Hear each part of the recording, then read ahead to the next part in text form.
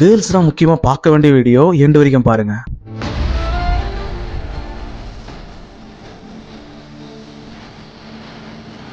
Reels பண்ணுறாங்க, starting வந்து ரொம்ப டீசெண்டாக பண்ணுறாங்க. அப்போ லைக்ஸ் வீஸ்லாம் வரல, கம்மியாக இருக்குது. என்ன பண்ணலாம்? அடுத்த லெவலுக்கு போகலாம். அப்பவும் வரலனா அதுக்கு அடுத்த லெவலுக்கு போகலாம்.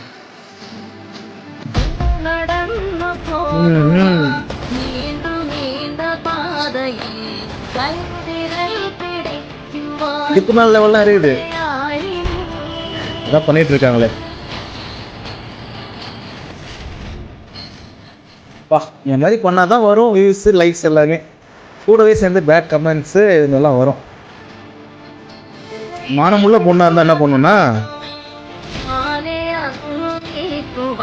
நான் பார்த்து வளர்ந்த கேர்ள்ஸ்லாம் வந்து எப்படின்னா, எதிரில் யாராச்சும் ஒருத்தவங்க பார்த்தாலே உடம்புல நெருப்பிடுற மாதிரி இருக்கும். அவங்க உடனே ட்ரெஸ் அட்ஜஸ்ட் பண்ணுவாங்க, பார்த்து முறைப்பாங்க, அவங்களுக்கு கேவலமாக பார்த்துட்டு போவாங்க. ஆனால் இப்போ இருக்கிற ஜென்ரேஷனில் 1 கோடி பேர் பார்க்குறாங்க ஒரு சோஷியல் மீடியாலனா, அவ்வளோ ஈஸியாக வந்து அவங்களாவே வாலண்டரியாக வந்து காமிக்கிறதா இருக்கட்டும், மாற்றுறதா இருக்கட்டும், இப்படி வச்சு போஸ்ட் இடுப்பையும் பாரு, என்னையும் பாரு, எல்லாத்தையும் பாருன்னு சொல்லிட்டு காட்டி அந்த உடம்பை ப்ரொமோஷன் பண்ணி என்ன பண்ணுறாங்கன்னு தெரியல. அதெல்லாம் கேட்டால் வச்சுங்களேன், அது ஒரு பார்ட்ஸுங்க. உங்களுக்கு எப்படி உடம்புல ஒரு பார்ட்ஸ் இருக்கும், அதே போல் எங்களுக்கு ஒரு பார்ட்ஸ் இருக்குது. அதை ஒரு சதையாக பாருங்கள், அது ஒரு உடம்பாக பாருங்கள். ஏன் நீங்கள் வேறு மாதிரி பார்க்குறீங்கன்னு சொல்லிட்டு அவங்க சொல்லுவாங்க.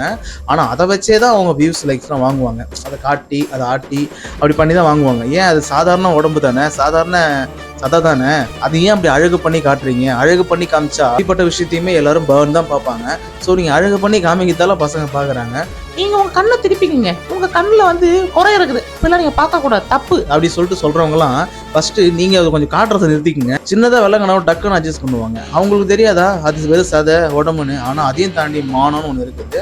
அந்த மானமுள்ள பெண்கள் எல்லாமே அப்படி தான் இருப்பாங்க. அவங்க விருப்பப்படி ட்ரெஸ் பண்ணுங்க, கம்ஃபர்டபுளாக இருங்க, ஆடை சுதந்திரம் இருக்குதான். அந்த ஆடை சுதந்திரம் தாண்டி நாகரிகம் ஒன்று இருக்குது. அந்த நாகரிகமே எல்லாம் துணியை போட்டு ரோட்டில் வரும்போது 4 பேர் பார்த்தாக்கா சிக் பொறுக்கி சொல்கிறதுல அர்த்தமே கிடையாது. ஏன்னா அதுக்கு நம்ம யோகியமாக இருக்கணும் ஃபர்ஸ்ட். சரியா? இப்படி சொன்னாலும் கீழே வந்து திட்டுங்கடா. ஏன்னா உங்களுக்கு தேவையானதை காட்டாம விட்டுறவங்களும் பயம் இல்லை. உன் வீட்டில் உங்கள் அக்கா தங்கச்சி இருக்கு, போய் பாரு போ.